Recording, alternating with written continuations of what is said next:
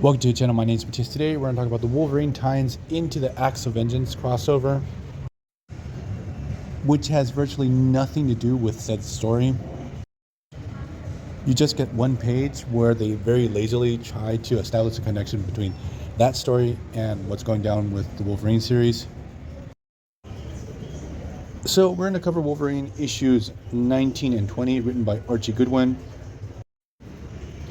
And I have to say that even though putting Acts of Vengeance on the cover is a shameless cash grab,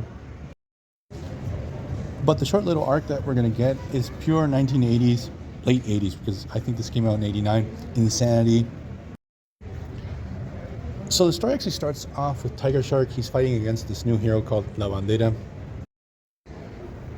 So the main gist of the Acts of Vengeance crossover is to get villains from one rogue gallery fighting against different heroes, to catch them off guard and to be able to defeat them.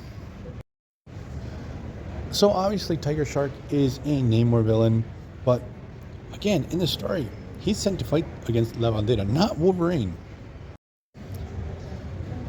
So this battle's taking place in this fictional country in the Marvel Universe called Tierra Verde. In the previous story arc, what had happened is Wolverine was romping around in Madripoor. Logan gets involved with this giant shipment of cocaine that had arrived to the country.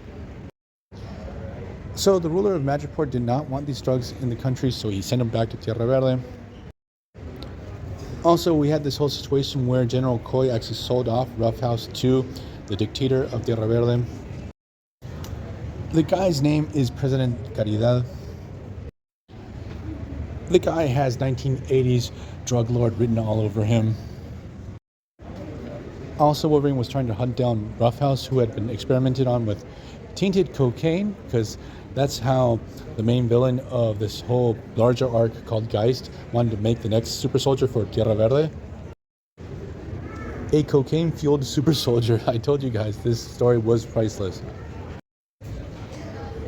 So Wolverine encounters this whole situation where he sees La Bandera fighting against Tiger Shark.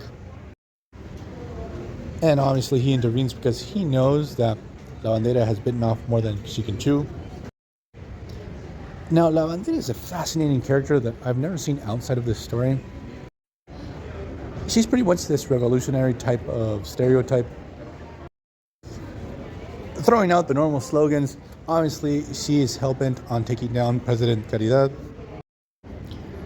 Now, the thing is that her powers derive from the people that are on her side, who are fighting with her. And this really adds a really interesting angle to the character. And the funny thing is that every time she enters into combat, she starts losing followers for different reasons. So her powers sort of put her out.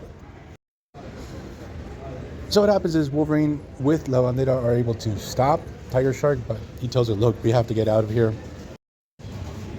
Especially, we have to stay away from the water, because Wolverine knows that Tiger Shark is no slouch. Also, Wolverine finds out why Tiger Shark was attacking her, because La Bandera had interrupted Kingpin's activities in South Florida, obviously related to the drug trade of cocaine from Tierra Verde. So what happens is Wolverine goes into like the main city of Tierra Verde, trying to hunt down and find Roughhouse. And we get this really great moment where we have like this washed up CIA operative. He's sitting at a bar and he tells Logan, hey, why are you helping a communist? She's the daughter of a revolutionary from Cuba that was kicked out of Castro's regime and then became a drug addict living in the United States. And Logan's like, she's fighting against this evil dictator drug lord, hell-bent on trying to export as much cocaine as possible. The thing is that, so what happens is Wolverine is able to break into the presidential palace. He finds Geist. He's the guy running all these crazy cocaine experiments. Now, Logan is actually taking advantage of the chaos that we have this attack from La Bandera on the presidential palace at the same time. So he forces Geist to take him to Roughhouse, and there we get Geist's backstory. And we discover that he was this secret evil scientist that worked with the Nazis, and that he piggybacked with the rest of the German scientists during Project Paperclip to the United States. and fell into league with the CIA, so he's been doing all their dirty work. Now, while we're getting this exposition dump, Wolverine's attacked by Tiger Shark again, where Tiger Shark gets the upper hand and leaves Wolverine for dead. So once Tiger Shark has dealt with Wolverine, he goes after La Bandera. We actually get a really cool moment where La Bandera loses all her powers because Tiger Shark has killed all of her followers. But she's saved at the last moment by Wolverine, who's able to rescue Roughhouse too. So what happens is Wolverine's able to rescue Roughhouse, who's really messed up because of this tainted cocaine. They are able to steal a helicopter, and Wolverine actually takes a hostage. He brings with them the wife of Caridad, who oddly is a nun who has healing powers. The thing is that when they're escaping, Geist actually shoots Wolverine a bunch of darts with injectable cocaine. This is going to have a profound effect on Wolverine, obviously, in the next issue. And while the helicopter takes off, we have the last confrontation between Wolverine and Tiger Shark,